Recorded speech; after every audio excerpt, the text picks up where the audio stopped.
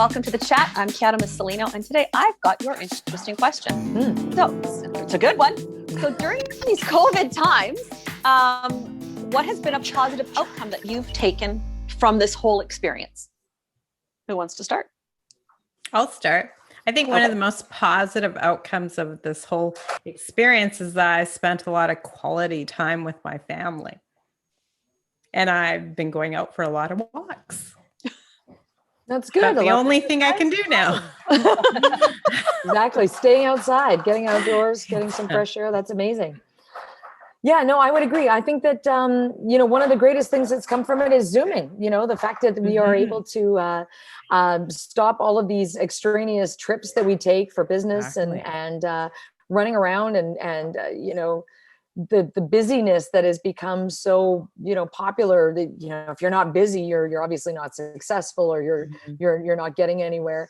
I think that getting rid of some of that busyness has opened up new opportunities for everybody, right? And some breathing space for other things to come in creatively, but and room for other things to come into our lives besides, running around all the time. I think the same for me. Like my schedule has completely changed and I was finally putting my health first and like the long walks, healthier cooking, preparing meals, not meal prep. Don't get me wrong there, but cooking healthier meals, everything's more homemade, more baking, more cooking, more quality time. But also I was managing my work life a lot better because like you said, on Zoom, I didn't have to travel here. There was no travel time, and I've more time at home. It's just more time at home and just living life and enjoying it and accepting it for what it was at that time. And no commuting. Yeah. And back to cooking too. Yeah. I mean, I find that I'm not eating in restaurants as much, which obviously, we should be supporting our local restaurants and that kind of thing. But, I've probably been eating healthier, probably less salt, less fat, all of that stuff. Because when you cook at home, it's always a lot healthier.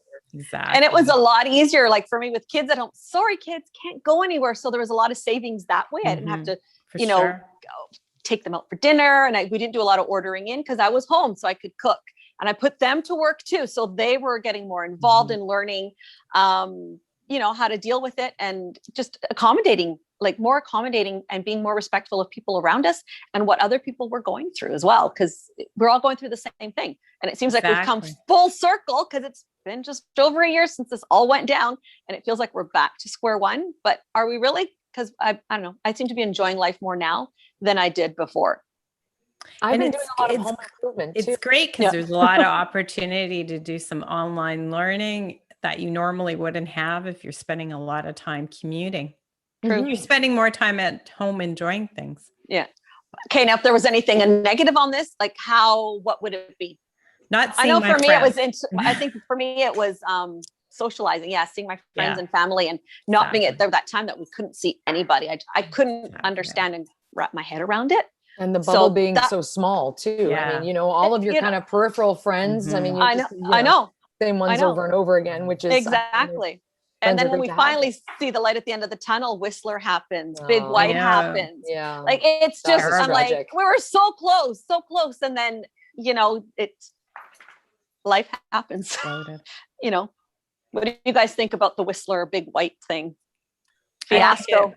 I'm kind of disappointed because I'm a huge snowboarder, but what are you going to do, right? They've got to be safe and close things down if they have to. It was interesting what happened up in Big White too. That was crazy. The party. Yes. That was crazy. And the fact that it was allowed to go on. Yeah. That was troubling. Very troubling. And they've already had that outbreak. So there you go. The other thing, I'm always interested in different new words and stuff. Would you say bubble is the word for 2020? Say that's one of them. A few years ago it was bubble butt, and now it's just bubble. Now we've just taken the butt off. It's just bubble. and it's COVID scared. Everything's COVID scared or COVID rules or I don't think we're ever going to get rid of the COVID.